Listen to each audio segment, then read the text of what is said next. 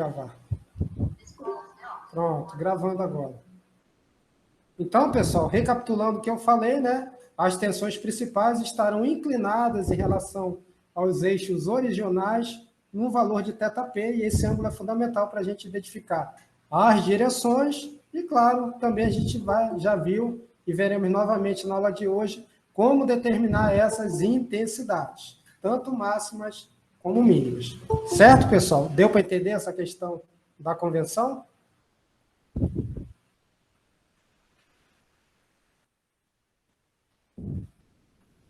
E outra coisa que eu queria até aproveitar aqui no início da aula, tá? Eu preciso fazer uma errata com relação ao que a gente chama de tensão principal correspondente à tensão de cisalhamento, tá? Na aula anterior,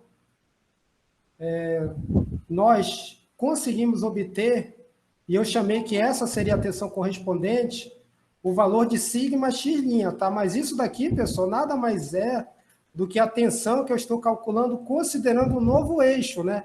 X', que nada mais é do que o novo eixo principal, tá? Eu estou fazendo análise considerando aquele eixo inclinado aqui. Então, se eu calculei x', aliás, sigma x', eu estou calculando nada mais do que a tensão principal. Percebo que o valor é exatamente igual, ó, a sigma máximo, tá? Então, não é exatamente isso o que eu peço, né, quando eu solicito que você obtenha a tensão normal máxima correspondente. Então, professor, como é que eu consigo obter a mesma?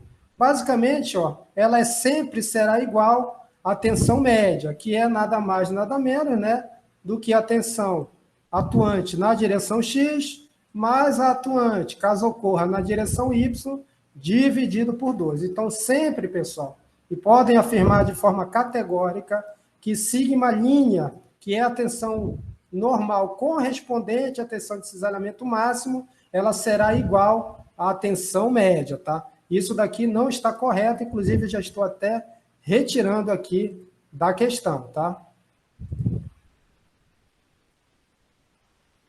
Certo, pessoal? Eu acho que isso daí foi até uma dúvida que persistiu na aula passada, só que eu consegui atentar para isso somente depois que eu gravei a nossa última aula, na hora que eu construí o círculo de Mohr. Ok, pessoal? Com relação a essa errata aí, conseguiram entender?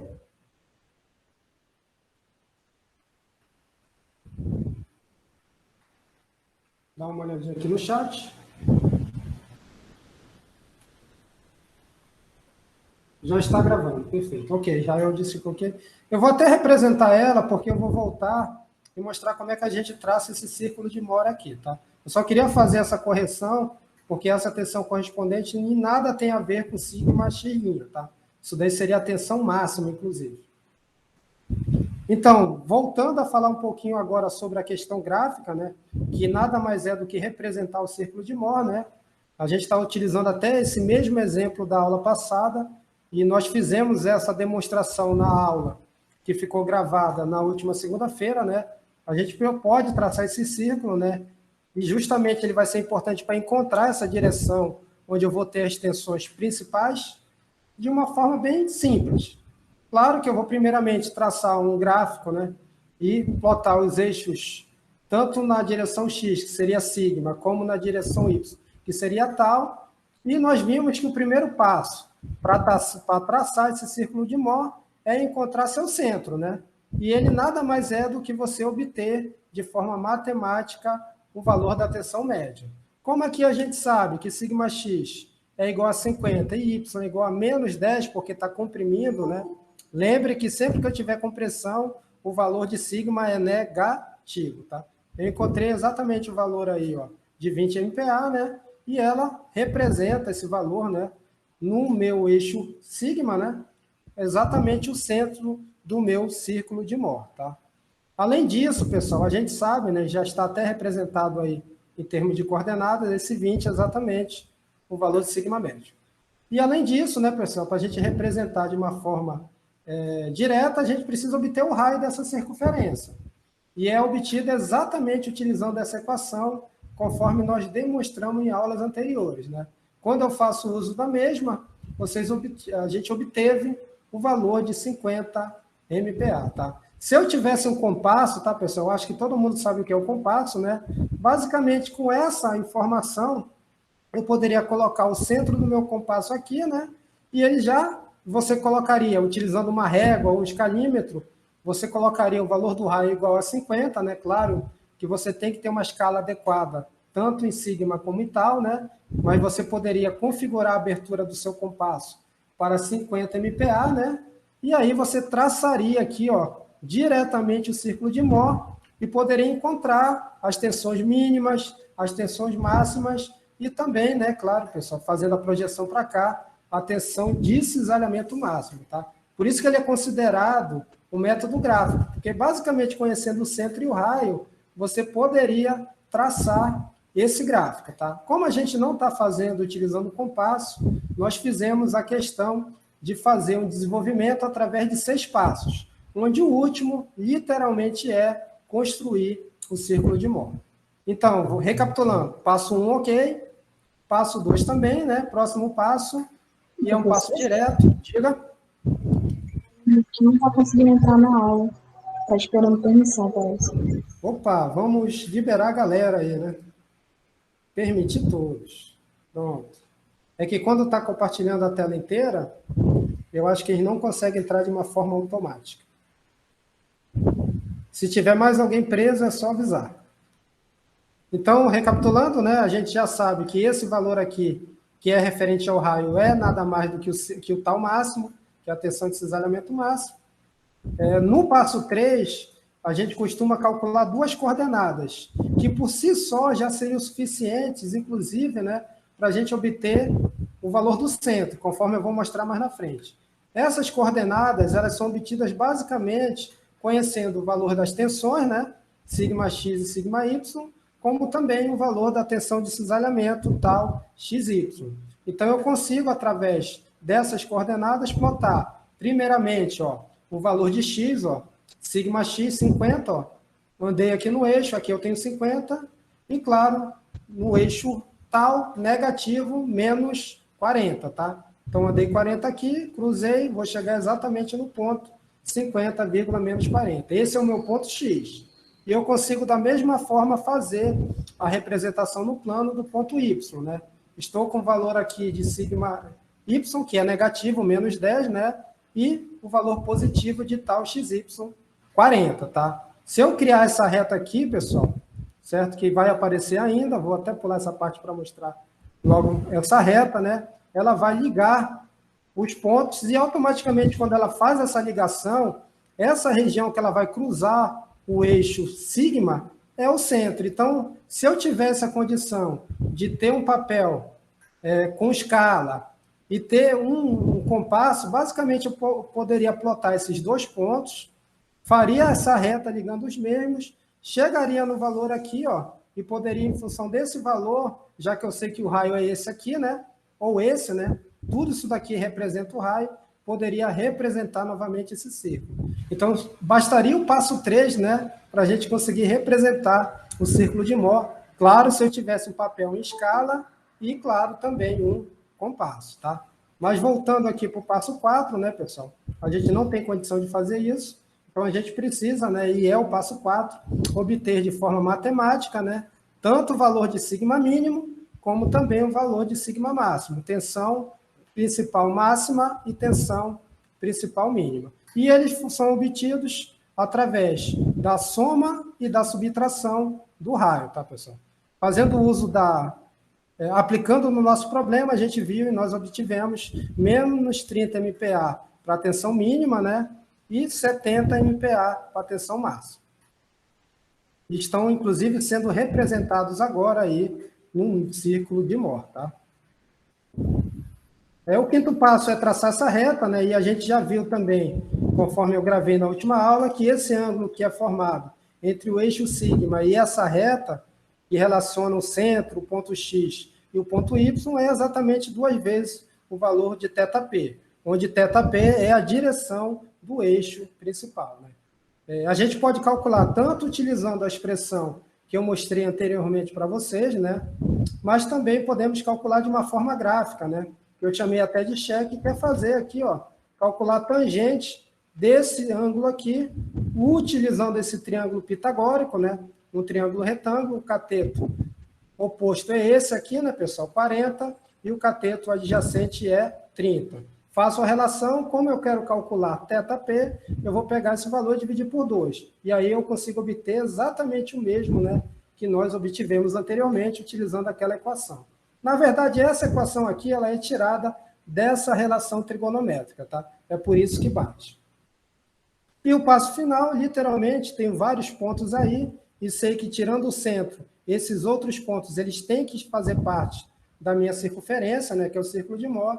Basicamente é traçar o círculo, considerando o centro do mesmo, o ponto C, tá? E aí finalizo e eu consigo extrair qualquer informação através da interpretação gráfica desse círculo de Mohr, tá, pessoal?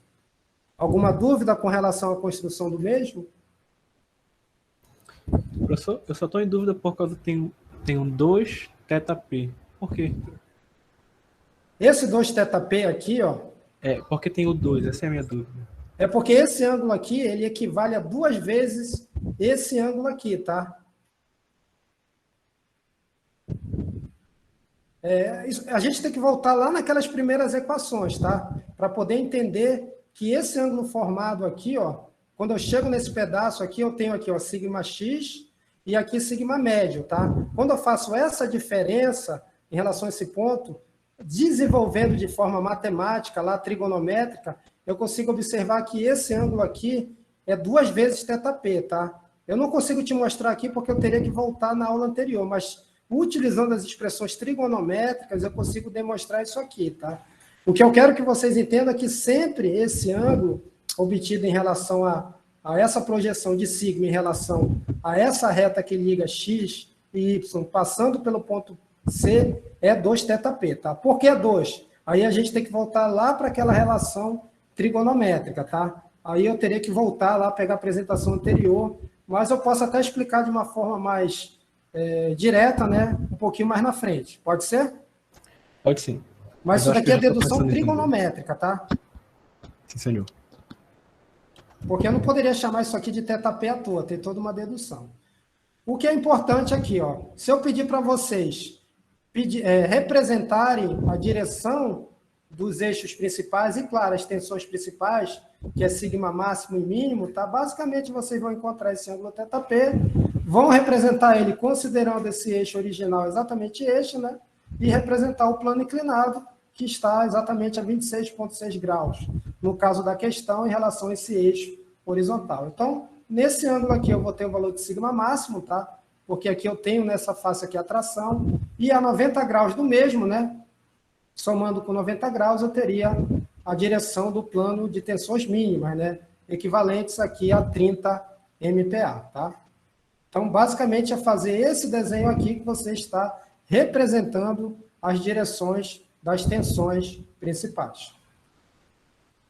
E também, pessoal, como foi até pedido nessa questão, né? Se eu quiser representar o plano onde a tensão de cisalhamento será máxima, é muito simples, tá? Porque sempre esse ângulo, ele tem que ser igual ao quê, pessoal? A 45 graus, tá? É outra definição que você consegue deduzir através de relações trigonométricas, e o cisalhamento, ele sempre vai ocorrer de forma máxima, né?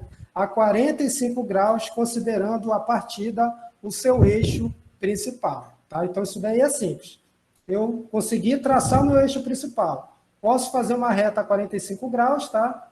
Certo? E aí você vai representar aqui essa reta tracejada, um plano onde você tem a tensão de cisalhamento máxima, que a gente já sabe que numericamente ela é igual ao Rho, tá?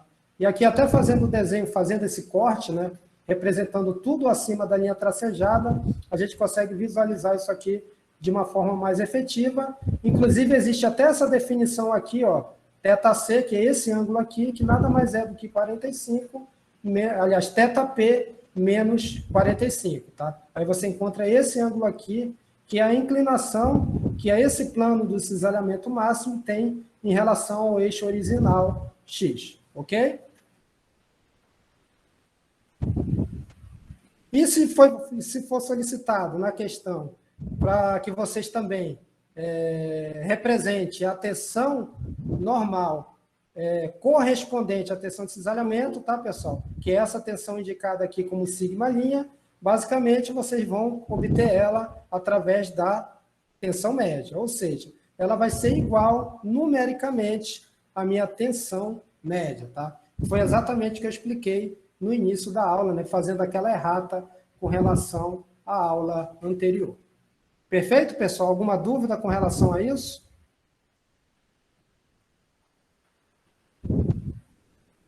Não. Alguém preso na sala? Não, né? Todo mundo. Então, vamos seguir em frente, tá? Aqui eu brinco, né? Tem que agradecer a Mor, porque se a gente fosse utilizar aquelas equações trigonométricas, daria bastante trabalho, tá? Os cálculos seriam mais complicados, mas graficamente, volto a falar, se a gente tivesse a oportunidade de ter um compasso e um papel milimetrado, né, com escala graduada, a gente conseguiria representar o círculo de Mohr de uma forma muito trivial. Mas temos que agradecer de fato a ele, que estudou e conseguiu descobrir aquela relação, né, entre as equações trigonométricas e a equação de uma circunferência de uma forma paramétrica. Nós também discutimos, se eu não me engano foi na última sexta-feira, né, como a gente consegue analisar as questões de tensões principais e vigas, né?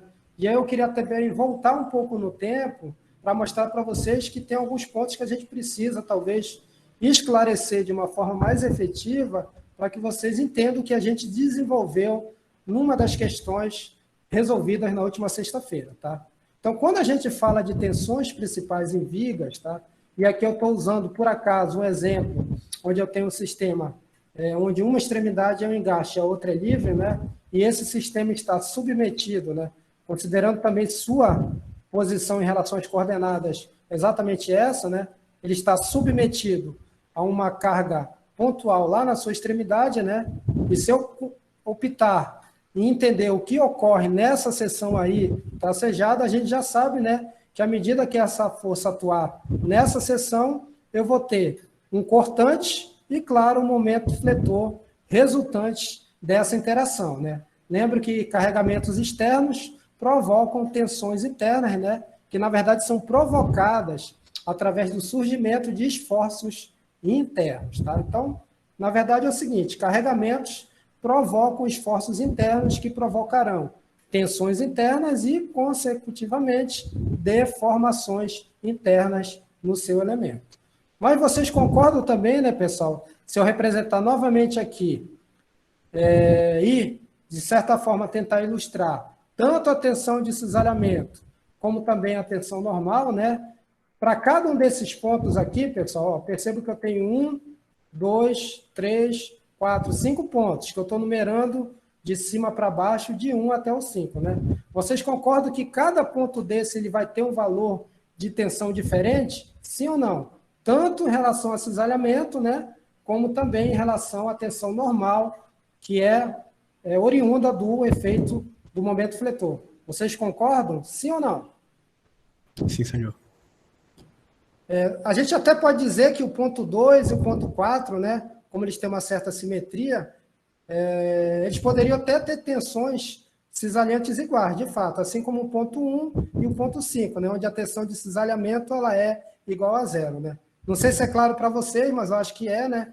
Sempre a tensão de cisalhamento ela será máxima, né, na linha neutra, que é exatamente onde eu não tenho esforços normais devido ao momento fletor. Então, até percebo, comparando os gráficos, né, que esse ponto médio aqui, que é o ponto 3, nele eu vou ter a tensão de cisalhamento máxima, né? E, em contrapartida, eu não vou ter tensão normal devido ao efeito do momento fletor. Tá? Então, isso é muito importante.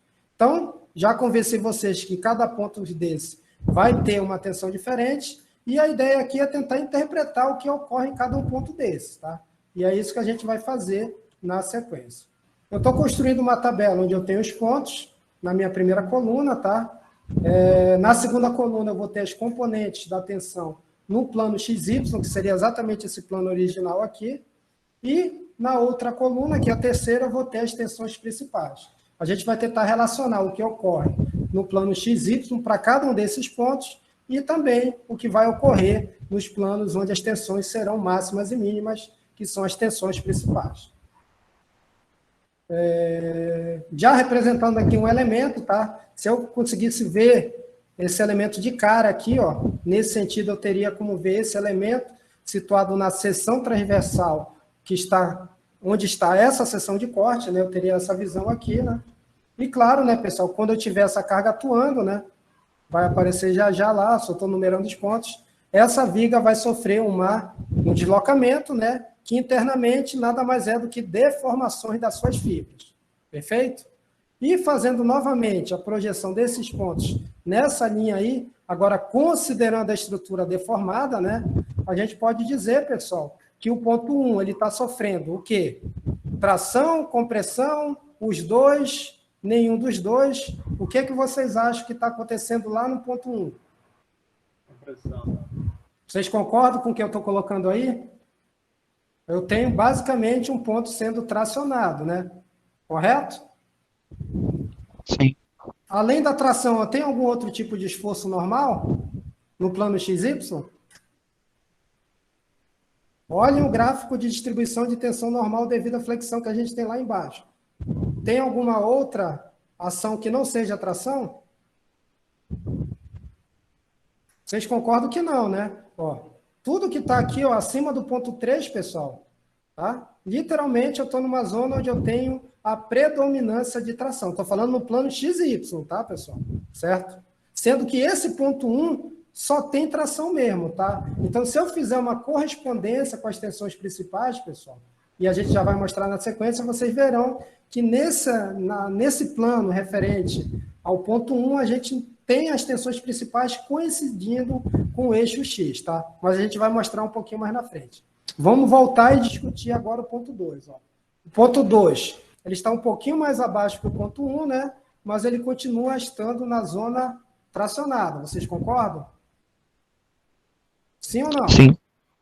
E, ao contrário do ponto 1, o que é que vai aparecer de diferente aí quando eu plotar o estado de tensão que eu tenho considerando os eixos originais X e Y? O que é que vai aparecer aí além da tração? Então, cisalhamento.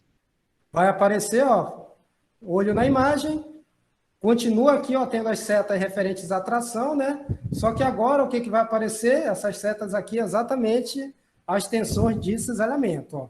No ponto 1 não tem, pessoal, porque ele está lá em cima, ó, pela distribuição de tensão, o cisalhamento é 0 aqui. Por isso que eu considero aqui que eu tenho uma tração pura, tá? Mas à medida que eu tenho ponto 2, ó, não tenho mais tensão de cisalhamento igual a 0, vai ter que aparecer novamente as tensões de cisalhamento. Não vai aparecer tensão de compressão, porque ó, eu estou ainda na faixa tracionada, tá? E esse conceito, quando vocês estudarem concreto, é utilizado para você dimensionar a armadura, tá? Mais na frente vocês verão isso. Ok até agora, pessoal? Tudo certo. Perfeito. Vamos lá, já passamos pelo ponto 1, pelo ponto 2, e no ponto 3, pessoal, se eu fosse aqui representar o estado de tensão nesse ponto, o que é que apareceria aí? Considerando essas setas que eu já estou mostrando para vocês. O que é que apareceria, pessoal? Olho nas distribuições que eu tenho aí embaixo.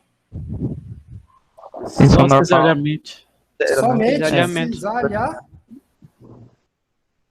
cisalhamento. Isso aí, tá, pessoal? Todos concordam? Sim. E eu concordo, os livros concordam, né? Lembrando, pessoal, que a gente está trabalhando em regime linear elástico, tá? Quando é não linearidade é outra história, porque aí a gente não considera que a seção permanece plana, aí, mas isso daí não é para agora, tá? Mas isso aqui vale totalmente. A maioria dos prédios que estão na cidade são calculados utilizando essa teoria, tá? Então, ó, concordo que eu só vou ter cisalhamento, certo? E lá no ponto 4, pessoal, o que é que vai aparecer? Semelhante ao caso 2. Semelhante ao caso 2, mas tem alguma alteração em relação ao 2? A direção da tensão normal? Vai ser agora a compressão. Opa, exatamente isso, né? É o irmão gêmeo, nem tanto, né? É o irmão desnaturado, porque está comprimindo, né? Só tem alteração aqui, ó, no sentido, porque como eu estou na zona onde eu tenho a minha seção comprimida, né? Claro que essa tensão aqui ela vai ser de compressão, tá? Eu não tenho tração, eu estou falando de vigas, tá? E lá no ponto 5, pessoal, o que é que vai ocorrer? Aí fica fácil, né? O que é que vai aparecer aí? Vocês concordam que é basicamente o que a gente chama de compressão pura, né? E o cisalhamento é zero, porque eu estou no ponto 5, ele está na extremidade, e pela distribuição de tensão de cisalhamento, né? Esse valor aqui é zero. Perfeito, pessoal? Deu para entender? Isso daí é o beabá para você fazer um dimensionamento de uma seção de concreto armado, por exemplo, tá? Não é à toa que você coloca a armadura na zona tracionada e trabalha, na maioria dos casos, com concreto na zona comprimida. Isso daí vai dar origem a um gráfico famoso lá em estruturas de concreto, que é o gráfico parábola retângulo, que vocês verão mais na frente.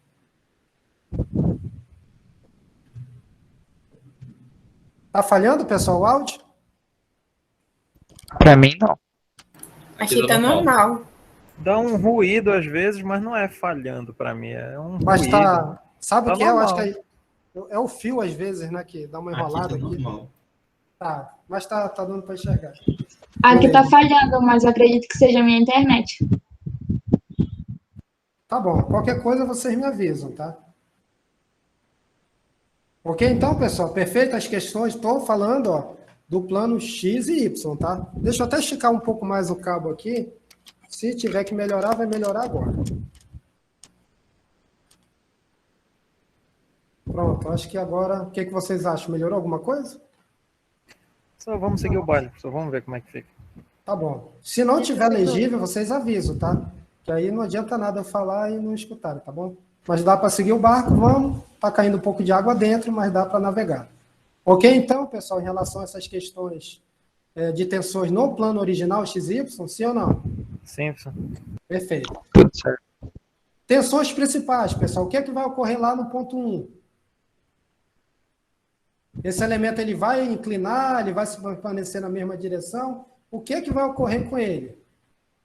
Agora, tensões principais, tá? O que é que vocês acham?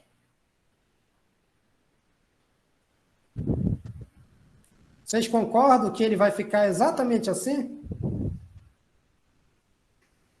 Ou melhor, aceitam? Sim. Justamente por não ter o quê, pessoal? A questão do cisalhamento, tá? Certo?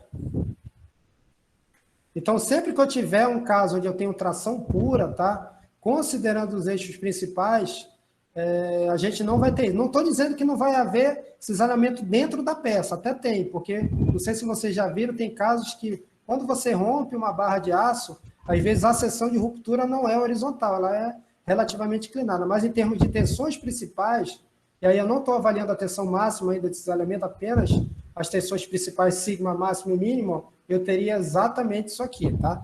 Perfeito? No caso 2, pessoal, o que vocês acham que vai ocorrer? Vocês concordam que eu terei uma configuração desse tipo aí? Percebo que no caso de tensões principais, tá? Pode aparecer um caso de compressão, isso daí pode ocorrer, mas geralmente é um valor que em módulo é bem inferior ao que eu tenho de predominante, tá? Que seria nesse caso aqui a tração, tá? Então isso daqui pode ocorrer de fato. No caso 3, pessoal, vai ocorrer, tá? E geralmente ocorre de uma forma equilibrada. No caso 4, aí eu teria a compressão sendo majoritária em relação à tração, né? E no caso 5, novamente, eu tenho predominância de compressão, tá? Então, percebo que as direções principais também são diferentes, né? Tirando o caso 1 e o caso 5, quando eu tenho, né, os pontos 2, 3 e 4, tá, pessoal? Professor, qual é o valor desse ângulo? Aí a gente precisa, de fato, né, calcular os valores das tensões e principalmente de θP, né, para saber qual é o valor desse ângulo. Eu só quero que vocês tenham em mente, né, que quando eu analiso tensões principais, podem ocorrer esses tipos de situação, tá? Ok? Falando novamente de vigas, tá?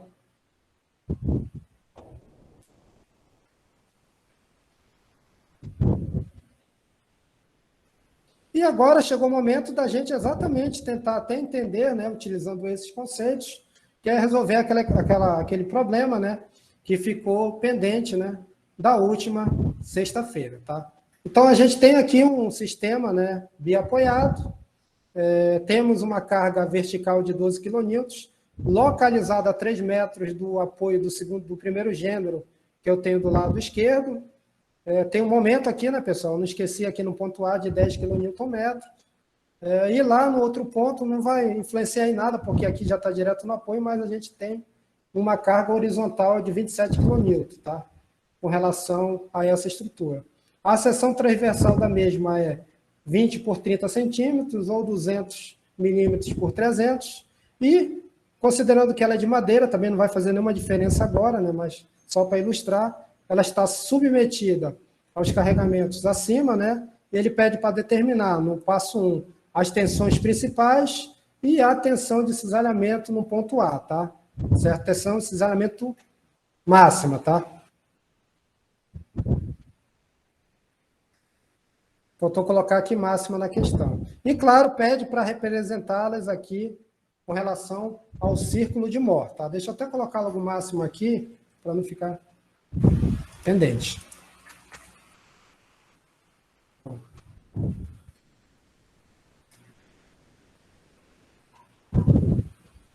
Ok? E no passo 2, ele está pedindo para a gente especificar, né, as suas orientações, tanto em termos de tensão principal, como também encontrar o plano onde a tensão de cisalhamento é máxima. Ok, pessoal? Entendido aí o comando da questão?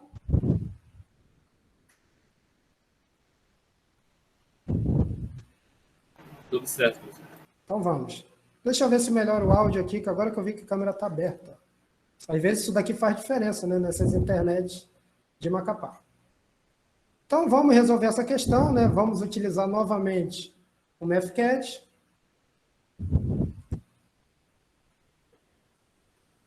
Já fiz aqui a representação do desenho, né? Vou aumentar um pouco o zoom aqui para facilitar a visualização de todos, né? Já estou com o desenho, já considerei aqui meus eixos e a direção no equilíbrio que eu vou considerar o momento fletor positivo. Já fiz aqui o destaque da seção de interesse, que é aquela que passa, que corta o ponto A na vertical, né?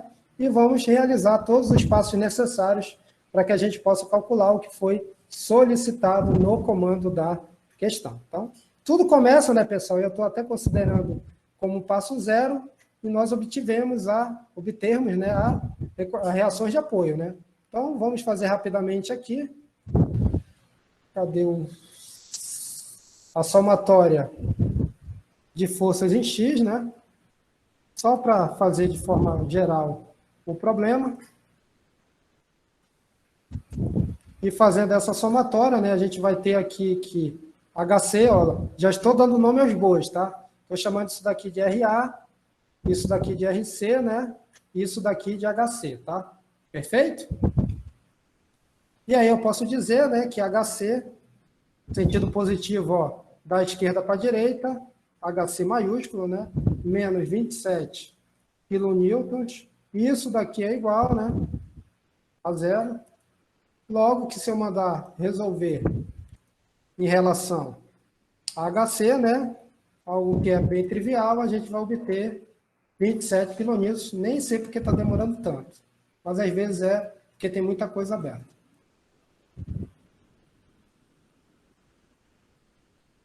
Pronto, demorou, mas saiu. Vamos fazer agora a somatória de forças verticais. Vou até copiar já aqui para facilitar a nossa vida.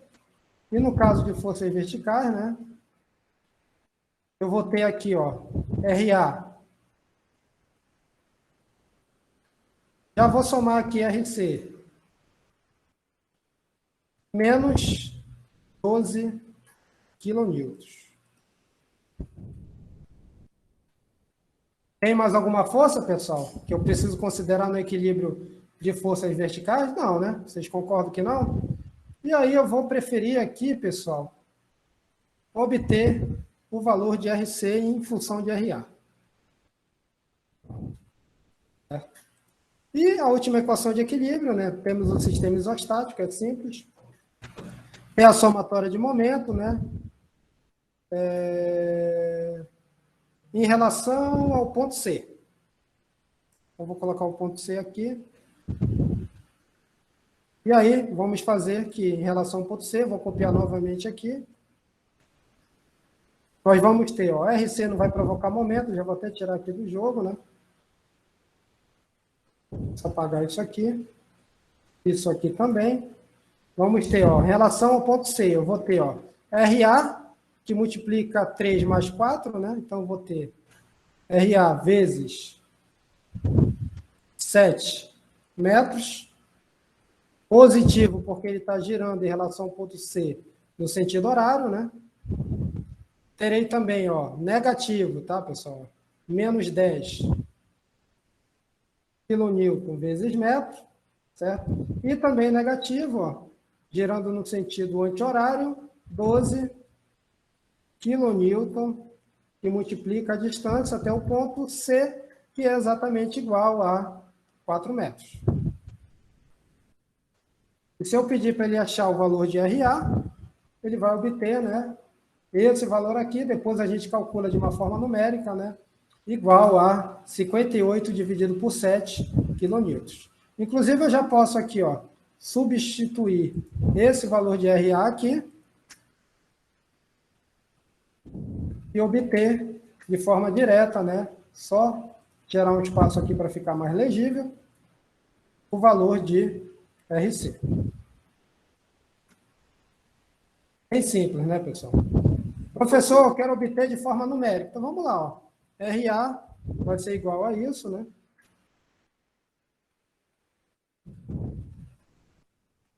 E RB, aliás, RC, né? Vai ser igual a isso aqui.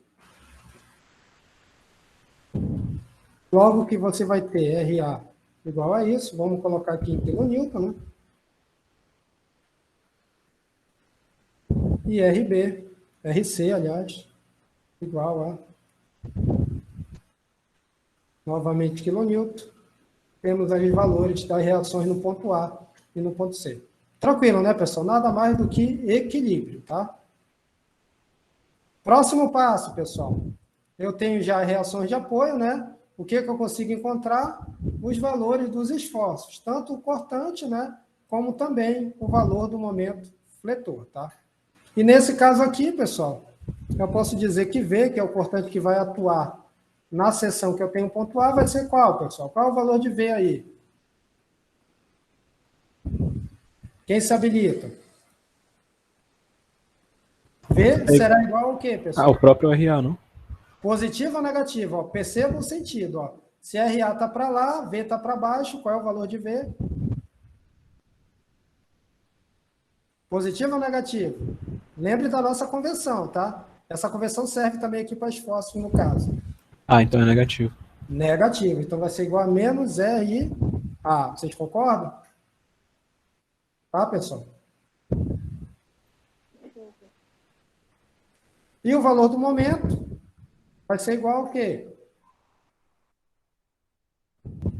Vocês concordam que vai ser, ó, RA vezes 2, né, pessoal? Perfeito?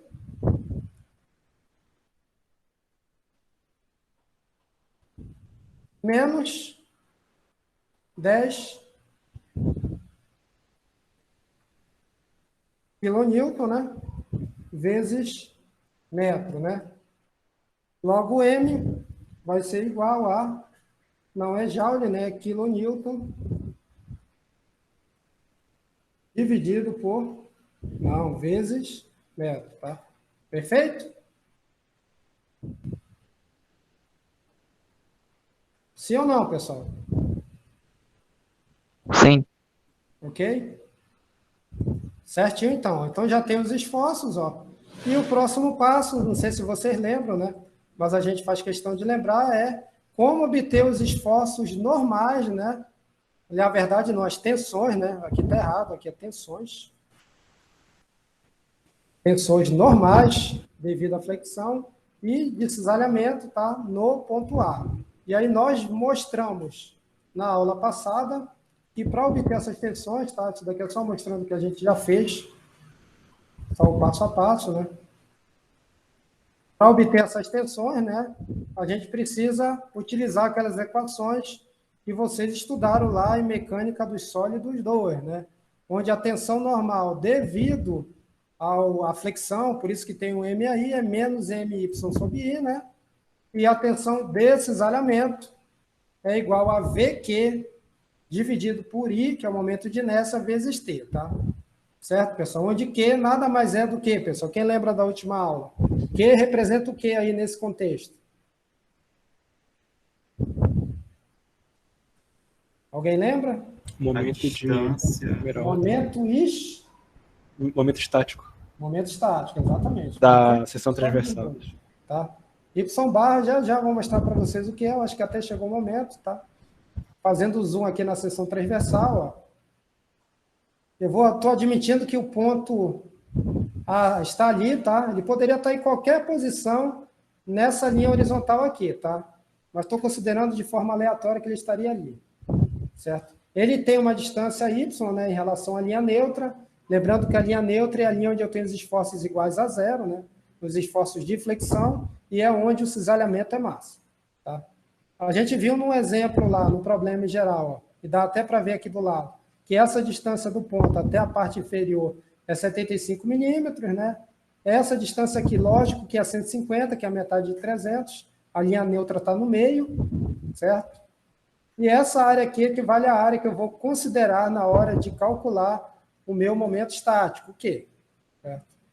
Essa é exatamente essa área que eu estou chamando aí de A'. Essa distância y barra linha, que vai ser também utilizada para calcular o valor de Q, nada mais é do que a distância que eu tenho do centroide dessa área, né, direção em Y, em relação à minha linha neutra. Tá? E aí, colocando as outras cotas que a gente pode deduzir de uma forma automática, a gente vai agora voltar lá para o MathCAD, né? Professor, Diga. eu acho, não sei se eu estou equivocado, mas lá nas reações, nas tensões internas, o V não é igual a RA, porque se eles estão no sentido contrário, aí quando soma, passa para o outro lado positivo, não é? Não, aqui, isso daqui já é a tensão, tá? Aliás, desculpa. Isso é o esforço, não confundir com o equilíbrio, tá? Ok. Isso daqui é o esforço, tá? Tá Esse bom. esforço, ele é utilizado para equilibrar os carregamentos que eu tenho à esquerda da seção, tá? Se fosse equilíbrio externo, concordo plenamente contigo, tá? Tá bom. É porque isso daqui, por isso que eu coloquei até uma coloração diferente. É o esforço cortante, tá? Ok, obrigado.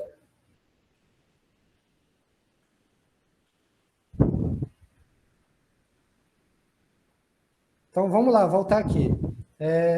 Então, está aqui a seção, pessoal, novamente, né? Vamos calcular primeiramente a tensão normal devido à flexão no ponto A. Qual é o valor de Y, pessoal? Olhando a figura aí. Essa distância do ponto até a linha neutra. Vocês concordam que é o quê? Ó? Que é 150 milímetros menos o quê? Menos 75 milímetros, certo, pessoal? Sim ou não?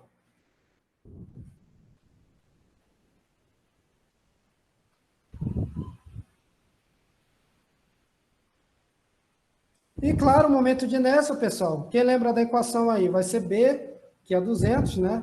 Como eu tenho que colocar a unidade, não tem jeito. Vezes a altura, que é 300, é o momento de inércia da seção inteira, né? Tudo isso elevado ao cubo, né? BH ao cubo, dividido por quanto, pessoal? Por 13? Louco Abreu? Não, né? 12, né? Voltou a jogar, por sinal, né? O cara não se aposenta.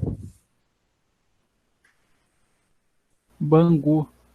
Não, é no time lá da cidade dele, lá Minas, no Uruguai. Cidade pequena. E fazendo o uso tanto do valor de Y, do valor de M, né, pessoal? Certo? A gente está obtendo aí o valor da tensão, né? De menos 1,95 MPa, tá? Ok?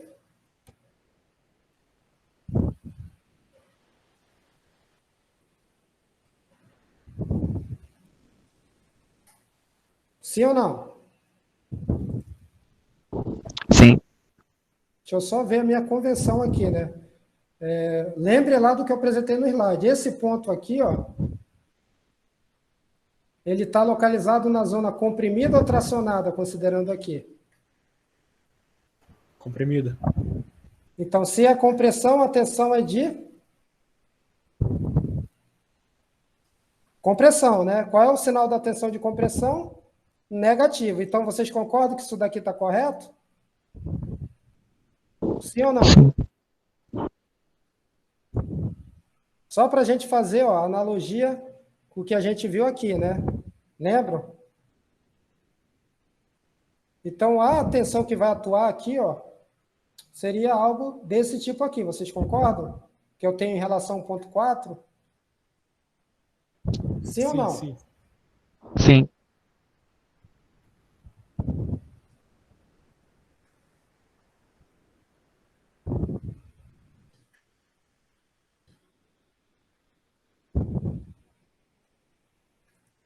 Mas eu não estou concordando ainda, né? Porque se a gente considerar, ó, essa viga aqui, a tendência é que essa parte inferior aqui, ela sofra o quê, pessoal? Não sofra tração? O que vocês acham? Eu acho que entra aquele negócio lá da conversão lá da força, professor, que deve ser positivo. Eu acho que no caso nem é da força, é do momento, sabia? Ó? Porque obrigatoriamente, nesse caso aqui, por mais que eu tenha esse momento, mas ele não é capaz de tumultuar muito, a deformada dessa estrutura aqui, ó, ela é, de fato, né, uma tração, né? Então, eu teria uma tração desse ponto, porque ele está abaixo, né, da linha neutra, certo? Então, esse valor aqui, ele teria que ser negativo. Aí tem que olhar exatamente essa convenção, tá?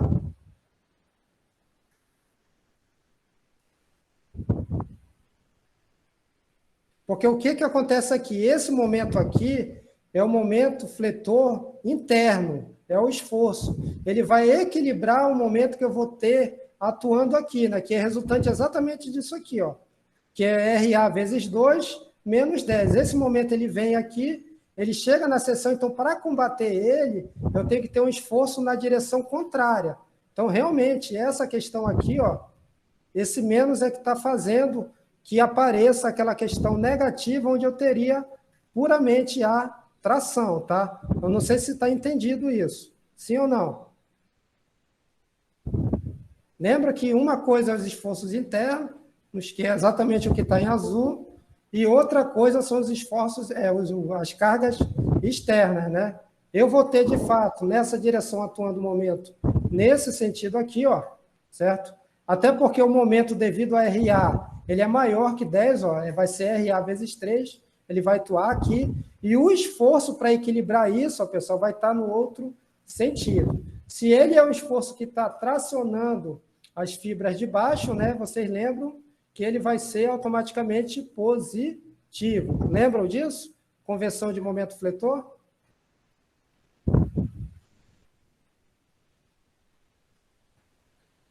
O que vocês acham? Então, esse momento aqui, pessoal, na verdade, esse menos aqui, ele não poderia existir, né?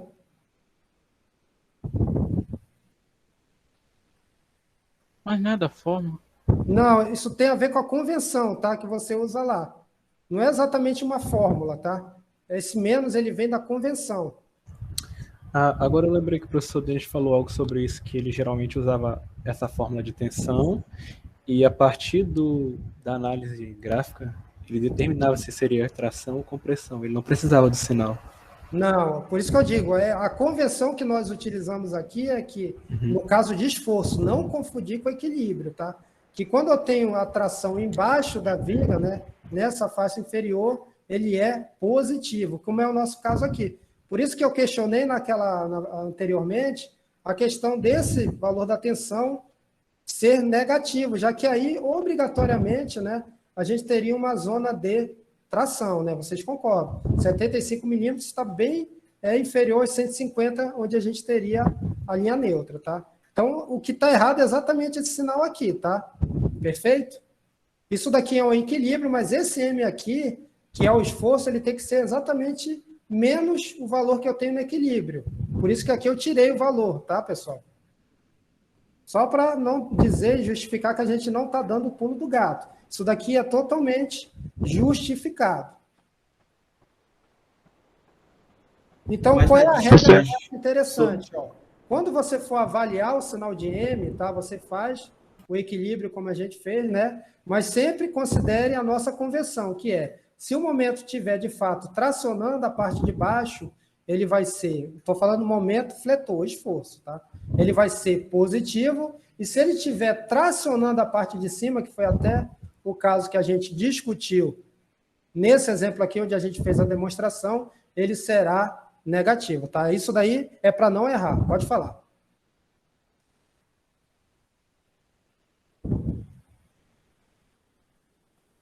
Oi, câmbio? Israel fala. Não, já foi respondido. Entendido.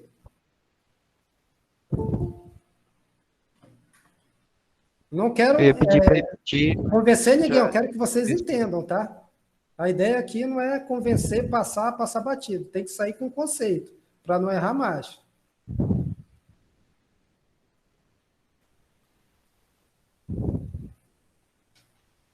Pode falar aí, Diego.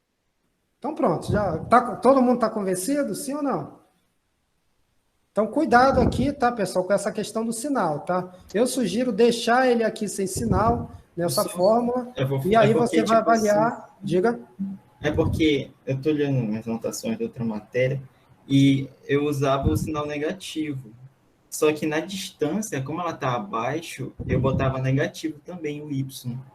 Aí eu não sei, aí quando o Y, como ele está abaixo da linha neutra, aí eu usava o Y negativo, aí dava força, a tensão de tração, e esse é positivo. Aí eu Pode ser, usava, né? aí eu usava o sinal negativo da fórmula, e quando eu substituía essa distância, Y, eu usava negativo, porque estava abaixo da linha neutra. Pode ser também. Não está errado não essa tua forma, porque ela vai sempre coincidir, porque o Y sempre será negativo quando o momento estiver automaticamente tracionando a parte de baixo. Está correto também. Ok. Oi? Ok, só concordei mesmo. Tá, então pode. Se eu quisesse, por exemplo, colocar aqui, ó, negativo, né? E, claro, entrasse com valor de Y negativo, né, pessoal? Aqui, cadê você? Aqui embaixo, aliás, né? Aí eu faria uso, na verdade, teria que entrar aqui, estaria correto também, tá? Corrigiria essa questão aí. É porque eu não sou muito, assim, fã de entrar com distância negativa, tá? Por mais que também você possa ter, né, em função de uma referência, né, um eixo determinado, um valor negativo, tá? Eu prefiro entrar com um momento já correspondente às questões de tração e compressão, mas não estaria errado não, tá? Estaria totalmente correto. Então, podemos seguir para a tensão de cisalhamento, né? Um momento estático ali, a gente vai obter através do produto da área, né? Professor, Pode falar. eu acho que tem alguém esperando para entrar na sala. Vamos, então, autorizar, acho que entrou agora, né?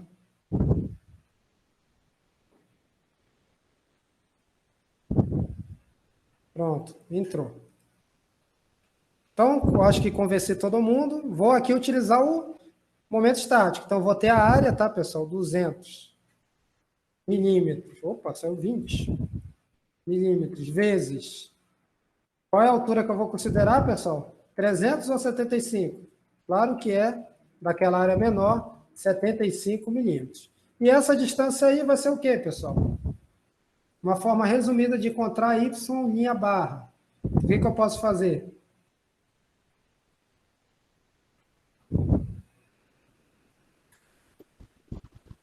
Vou fazer dessa forma aqui, eu acho que é o mais simples. 150, né? Opa, perdi o parênteses. 150 milímetros, né? Menos 75 milímetros, né? Isso aqui dividido por 2, tá? Vocês concordam? Valor de T, pessoal, igual à espessura que eu tenho da área, né? 75 milímetros.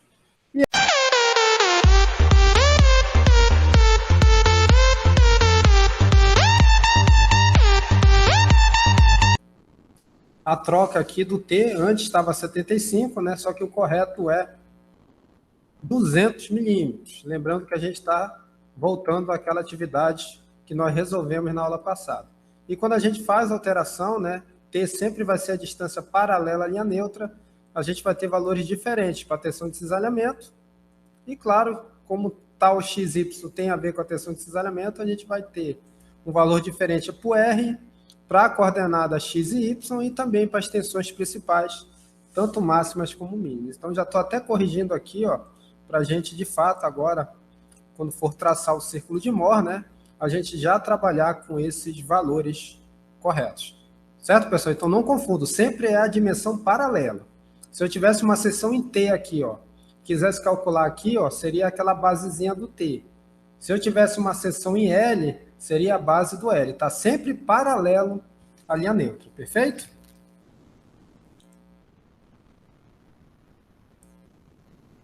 Ok.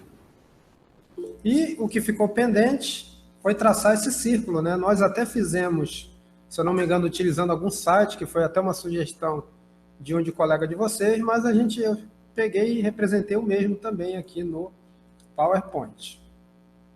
Então, fizemos todas essas partes, já foram feitas. Tudo isso já foi desenvolvido. Isso aqui também, né? Faltou só dizer que o T não é 75, né? Já vou até aproveitar aqui, para não ter erro, e colocar T igual. Então, que aí fica mais fácil de não cometer o erro.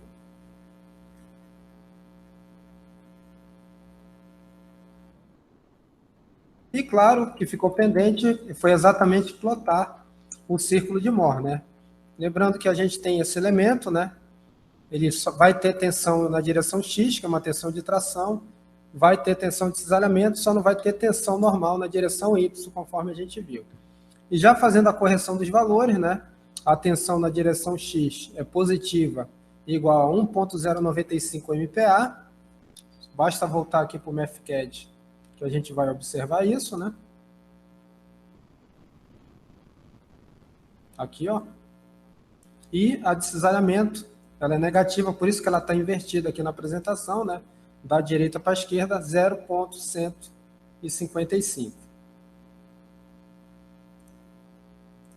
Exatamente o que a gente está vendo aí. E vamos traçar o gráfico, né? Primeiramente, a gente vai traçar o eixo, né?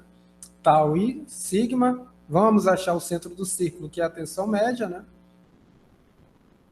Representamos o mesmo, né? Fazendo a média aí, considerando que eu não tenho, né, o valor de sigma y, basicamente é a metade de 1.095, que dá exatamente 0.548, né, MPa. Achou o centro? Nós iremos achar o raio do círculo através dessa equação aqui, vocês já sabem qual é que vocês precisam utilizar, né? Chegaremos nesse valor de 0.569, que é igual, inclusive, à tensão de cisalhamento máxima. Após isso, terceiro passo, vamos representar aquelas duas coordenadas. X, que é o quê? Sigma x menos tau xy. E y, que é sigma y e tau xy. Fazendo essa representação, primeiro x e depois y, né? E fazendo a ligação entre os pontos, não, vou fazer depois, mas representando primeiramente elas, eu consigo chegar nesses dois novos pontos. Consigo também calcular a tensão mínima, que é a tensão média menos o raio, e também a tensão máxima, né, que é a tensão média mais o raio.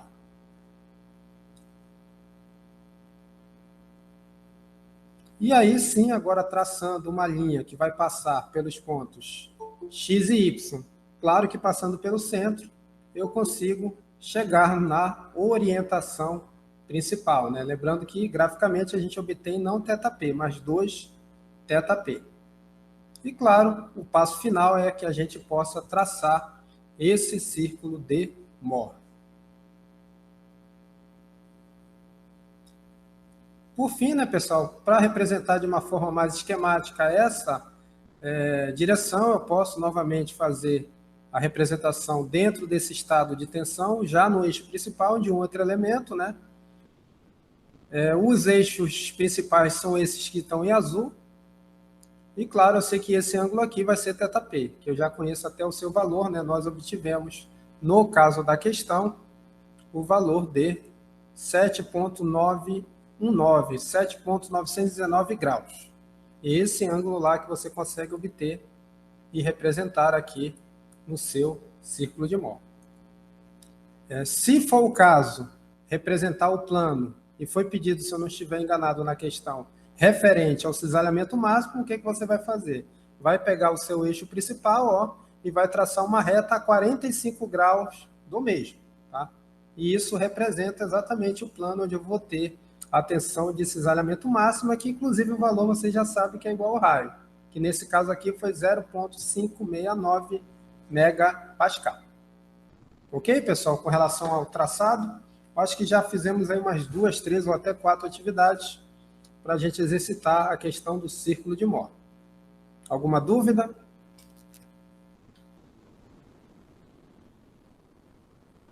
Não.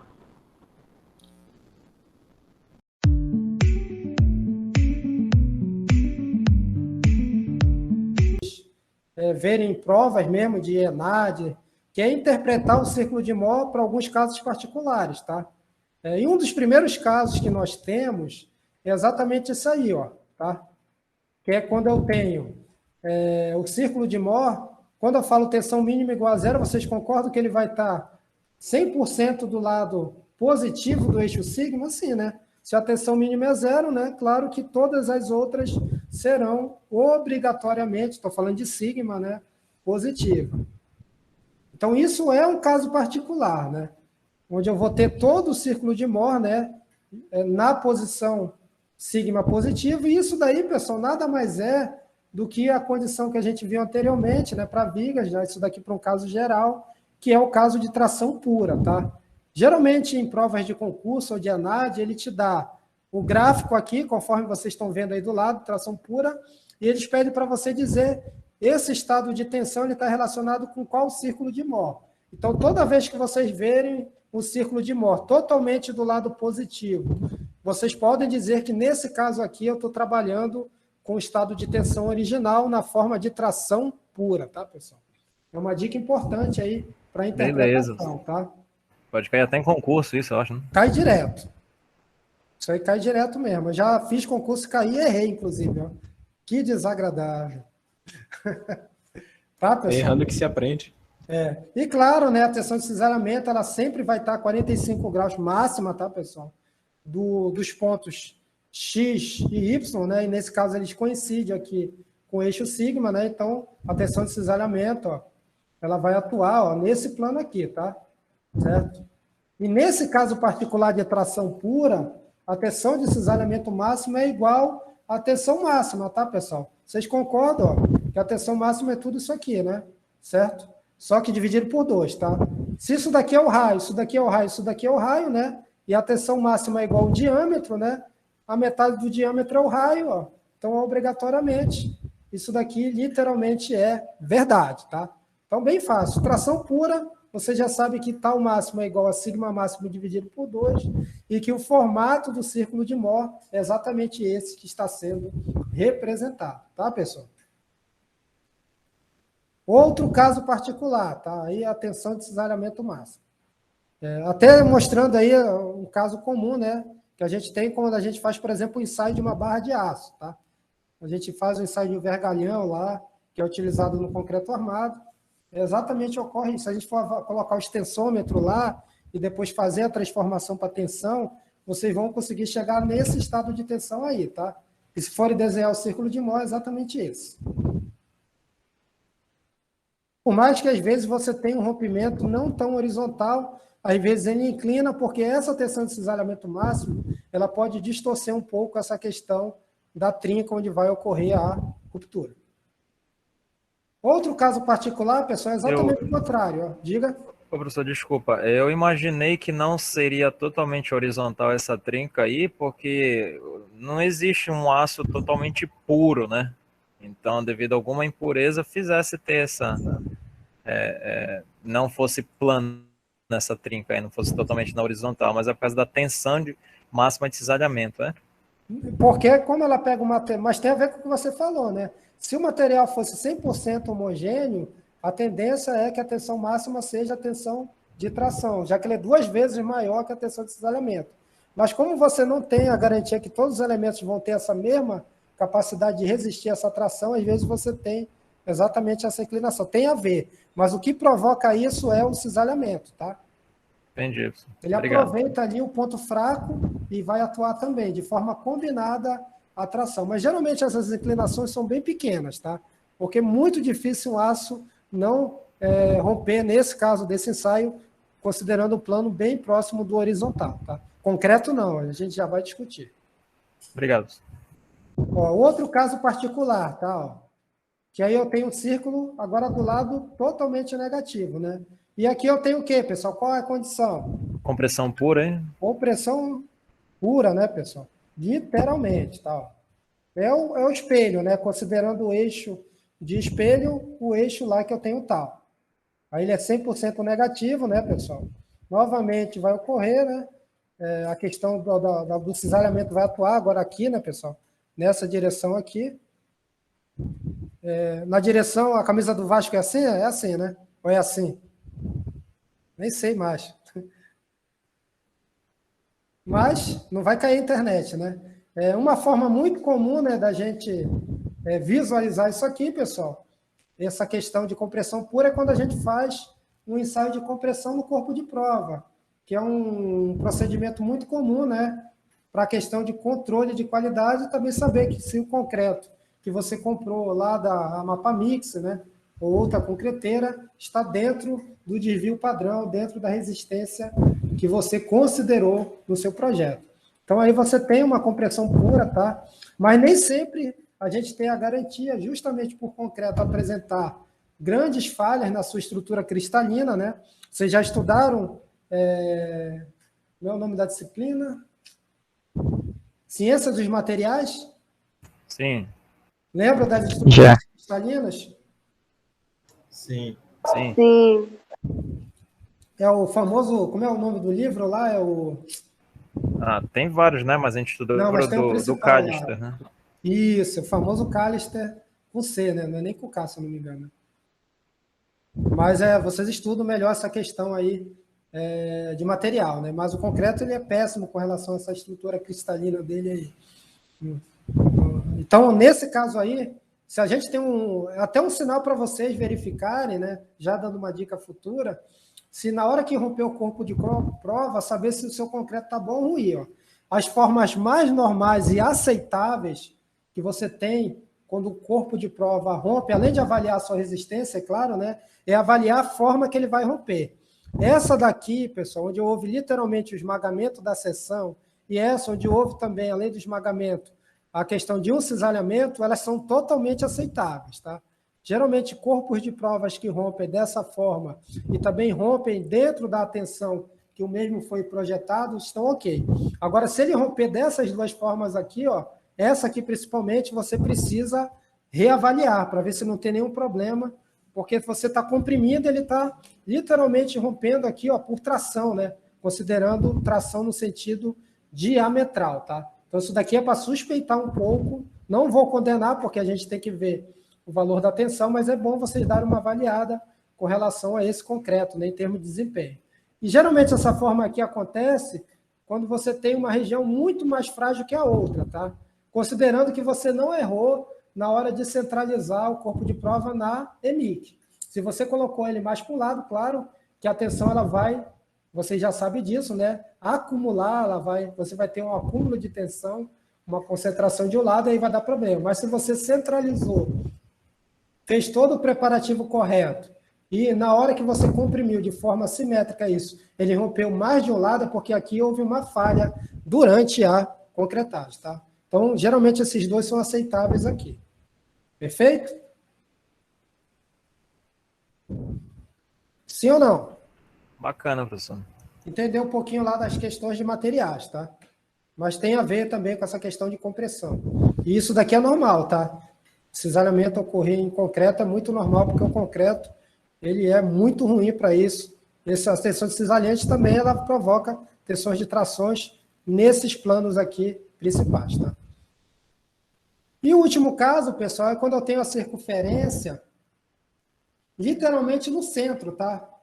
Ou seja, na origem do meu eixo sigma e do meu eixo tal, tá? Nesse caso aí, qual é a condição que eu tenho, pessoal? Quando ela está bonitinha no centro aí do meu plano original, sigma tal. Não tem Equilíbrio. compressão. Cisalhamento Não tem puro. compressão E o cisalhamento é massa. e, olha, lembrando daquelas figurinhas lá que nós vimos lá naquela questão de vigas, qual seria a mais adequada para ir? Cisalhamento puro. Exatamente, cisalhamento puro, ó. Certo? Não estou dizendo que nas tensões principais não vai ter tração e compressão, até vai ter. Mas o elemento em si, né, ele está sendo submetido a cisalhamento puro. Isso ocorre, pessoal, em que tipo de situação?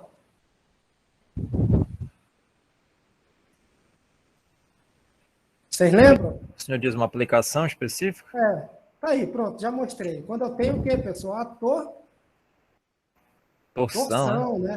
torção, né? Não é à toa que, quando você avalia a torção, você tem que dimensionar, eu estou falando de concreto armado agora, considerando armaduras localizadas no perímetro da peça, tá?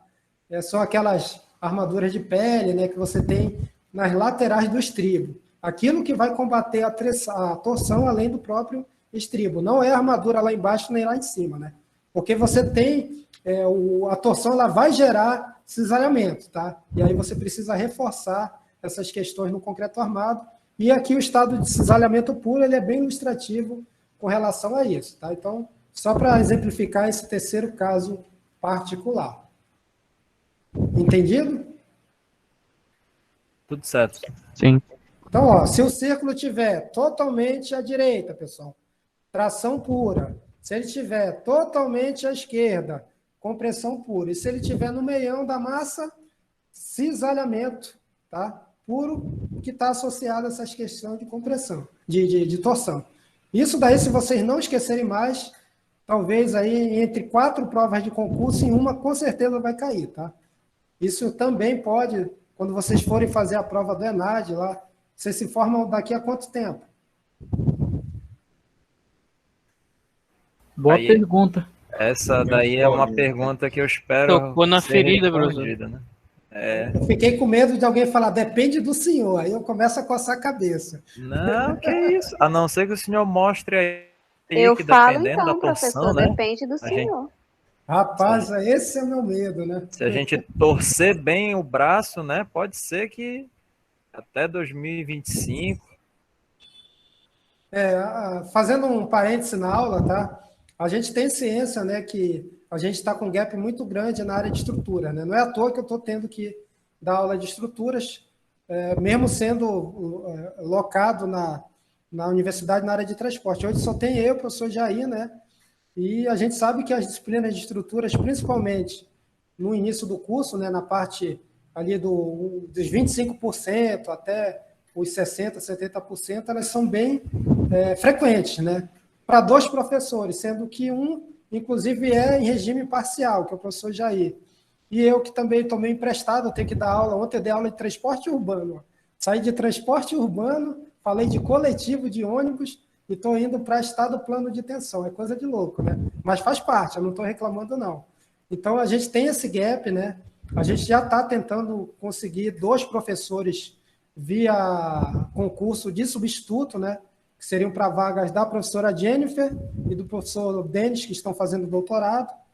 Mas é complicado, né? E eu acho que isso é até uma forma que a gente precisa resolver rapidamente, né? Um problema que a gente precisa resolver rapidamente, porque começa a impactar. Algumas turmas já estão com algumas disciplinas de estruturas atrasadas, né? Não sei se é o caso de vocês, mas eu sei que a turma antes de você está e a depois também. Então, a gente está com esse problema aí, e eu estou com um monte de coisa também para fazer fora isso, né, pessoal? E provavelmente semestre que vem eu vou conseguir pegar no máximo 2, sendo que uma obrigatoriamente para transporte, né, e a outra para estruturas. Então, é um bicho de 7 cabeças. Professor, desculpa a pergunta. O senhor da área de transporte poderia dar fenômenos de transporte também, professor? Rapaz, é transporte de massa, né? Mas... Boa pergunta, né? Eu não sei, não tem a mínima. Aí é uma questão. Não, pela transporte mecânica dos fluidos. Se a gente fazer uma analogia aí com o fluido ou a massa, né? Ser um ônibus, a gente entra no jogo, aí tô brincando. Tá bom. Não, só para descontrair, tá? Não tem... A aerodinâmica do ônibus, pronto. Ah, vamos analisar a asa do avião, aí tem que... E pior que tem aerodinâmica mesmo, né? Mas é isso, tá, pessoal? A gente tem esses problemas aí, a gente está tendo que lidar com isso aí. Vamos ver aqui o nosso tempo, né? Já estou até me ligando aqui, ver como é que a gente está de tempo. Falta 20, né, pessoal? Então, eu vou fazer o seguinte, ainda teria mais uma questão para a gente resolver, mas eu ainda tenho mais uma aula antes da prova, né? Vocês já perceberam, né, inclusive, que a gente falou de estado plano de tensão, mas a gente não falou nada de estado plano de deformação, tá? Então, a minha proposta é que nessa terceira avaliação, que é a última, né, no formato de prova, já que a quarta é um trabalho, a gente só explane, de fato, né, a parte de estado plano, tá? Essa é a questão que eu iria resolver, mas vou deixar para resolver com vocês na próxima aula, tá? Então, eu já estou adiantando para vocês, tá, que na prova da terceira unidade vai cair só estado plano, que é basicamente o que a gente está discutindo aqui, né? Ok? Ok. Com relação à programação, tá? Deixa eu ver se eu acho ela aqui. Eu fiz algumas alterações que eu queria logo mostrar para vocês.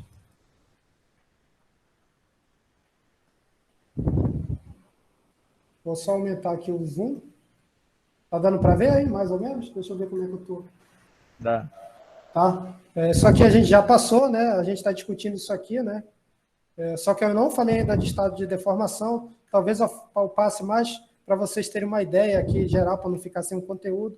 Mas como forma avaliativa eu não vou falar, tá? Mas estado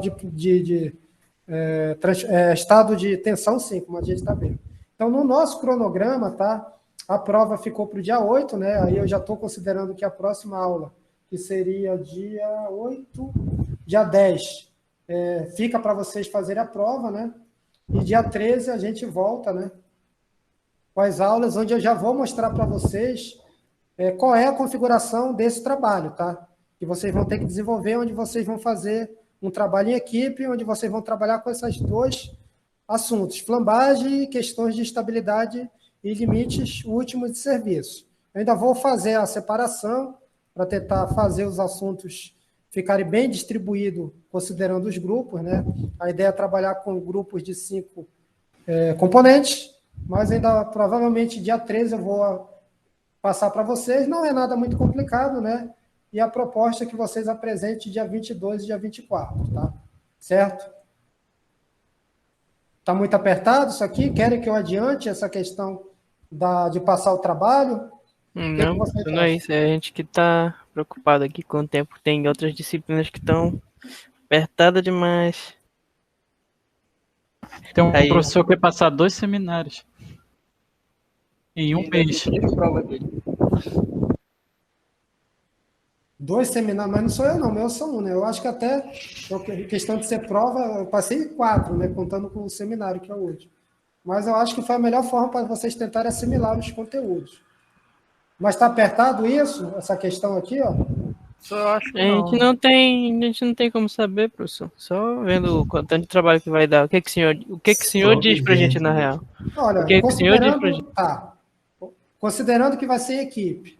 Considerando que sendo equipe, vocês podem se dividir, né? Aí tem que botar todo mundo para trabalhar, tá, pessoal? Senão aí não vai dar certo. Colocando todo mundo para trabalhar, dividindo o assunto aí. Eu acho que se você pegar 1 ou 2 dias, cada um você consegue terminar a sua parte. Claro que você vai apresentar a sua parte, todo mundo vai ter que apresentar, e no final você tem um trabalho. Eu acho que, considerando 2 dias aí, 3 no máximo, vocês conseguiriam montar isso. Professor, e sobre essa sua AP3, professor, o senhor já determinou um período dela? Ela vai rolar do dia 8, ela fecha dia 13, né? Quando eu começar a aula do dia 13, que é uma segunda, né? Eu vou disponibilizar ela quarta. Aí já vai estar valendo, tá? Entendi. Então teria, eu vou liberar até dia 8 logo cedo ela. Não vou esperar das 18 horas. Bateu, o galo cantou, prova liberou, até rimou aqui. Tomara que o galo não seja aquele galo que canta meio-dia, né? Ou 5 da manhã. Não, 5 até tá bom, né? Mas tem uns galos aí que estão meio com o cronômetro quebrado.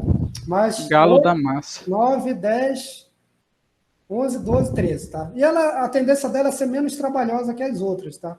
Não sei se deu pra perceber. Mentira, é mesmo, professor? O senhor vai fazer isso pela gente? Não, porque vocês já viram que as questões são mais de você calcular, não tem nenhuma equação diferencial, nenhuma integração dupla ou algo parecido. Né? Mas a ideia é essa. É, né, professor? Não vai dividir em 8 sessões uma viga para a gente calcular a equação de momento flutuante de cada uma, né? E fazer a integração dupla de cada sessão, né, professor? Olha, eu não tinha pensado nisso, mas se você sugeriu, eu estou começando a gostar. O Igor tá só acabando com a gente Igor, hoje, desliga velho. teu Passando o telefone. site fácil, dando ideia ruim. Igor, tu tá ajudando, Igor. Não, professor, eu tive compaixão pelo senhor, né? O Igor está se complicando aí, ó. Acho que a turma tem que colocar o áudio dele no mudo. Estou brincando, tá? Não é nada seguinte, disso. É tipo o que a vocês. gente está fazendo. Olha, ele ficou até revoltado aí, mas, pessoal, brincadeira, tá? A gente está aqui, pode descontrair. Então, vamos manter essas datas, tá? Aí, dia 13, eu passo essas questões aí. Qual é a ideia desse seminário, a estrutura, o que vocês têm que considerar, tá? E aí eu entendo que esse prazo estaria colocando todo mundo para trabalhar justo. Tá bom? Deixa eu logo fazer, então, a frequência, né?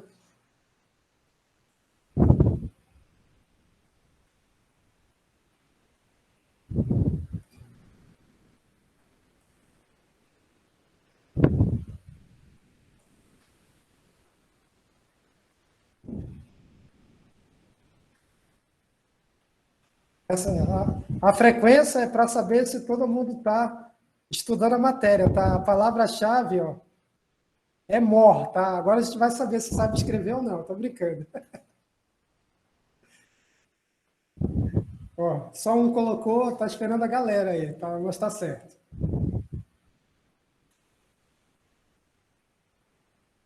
Será que o H vem antes do R ou não? Lembrando, pessoal, a gente tem 2 monitores aí, vocês podem perturbar eles também, né? Para tirar dúvidas aí. A gente tenta orientar eles dentro do possível, mas eles estão performando bem com relação a isso. Só não pode, claro, tirar dúvida da prova, tá?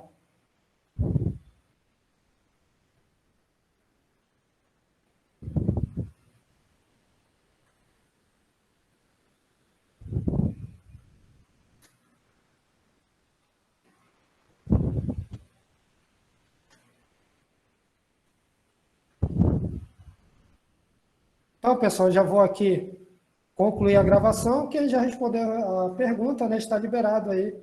Pode ir lá assistir. Qual a próxima aula? Fenômenos? Isso mesmo. Boa noite, pessoal. Obrigado, professor. Boa noite. Boa noite. Boa noite, professor.